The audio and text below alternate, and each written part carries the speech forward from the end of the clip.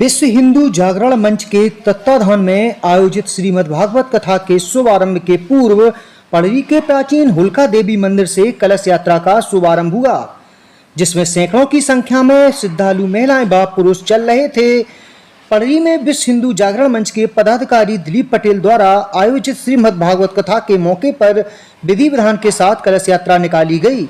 प्राचीन होलिका देवी मंदिर से यह कलश यात्रा शुरू हुई। विधि विधान व मंत्रोच्चारण के साथ यहां पर कलशों में जल भरा गया।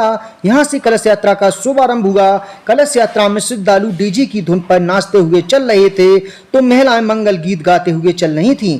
भागवत कथा वाचक रक्षा पटेरिया के साथ परिषद दिलीप पटेल पड़री, श्रीमती सीमा सचान, विश्व हिंदू जागरण अभियान से अंतर्राष्ट्रीय संरक्षक महंत सुमेर गिरी, अंतर्राष्ट्रीय अध्यक्ष श्री दुर्गा डुरहेल के साथ सैकड़ों महिलाएं व पुरुष चल रहे थे।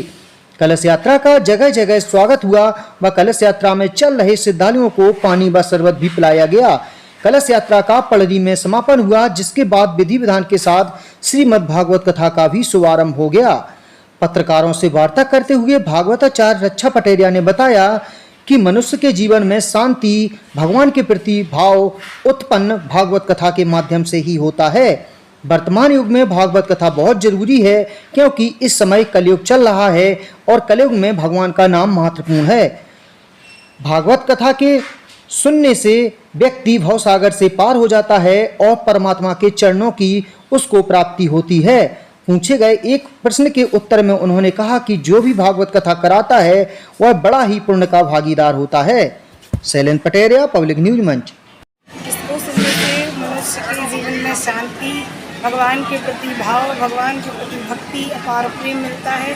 और भागवत जीवन में इसलिए ज़रूरी है क्योंकि इस युग में बहुत ज़्यादा ज़रूरी हो गई है भागवत, क्योंकि कलयुग में भगवान का नाम ही महत्वपूर्ण है। मनुष्य का कल्याण होता है, भवसागर से वो पार होता है और परमात्मा के चरणों की उसे प्राप्ति होती है, इसलिए बहुत ज़रूरी है। अच्छा, कई बार लोग कहते हैं कि हमने तो एक बार भागवत सुन ली, बार बार सुनने की क्या आवश्यकता है, इस पर आप क्या कहना चाहेंगे? इस पर हम ये कहना चाहेंगे कि उन लोगों को जो लोग ये सोचते हैं कि हमने एक बार सुन लिया, हम बार बार क्या सुने, तो फिर उन्होंने इस चीज़ के मतलब को ही नहीं समझा कि भागवत कथा क्या है।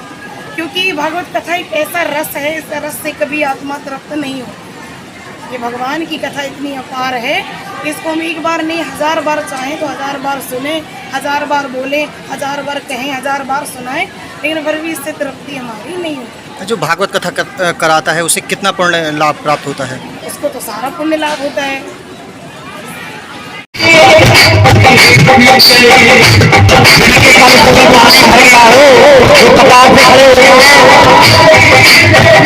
डीजे वाली गाड़ी के पास पानी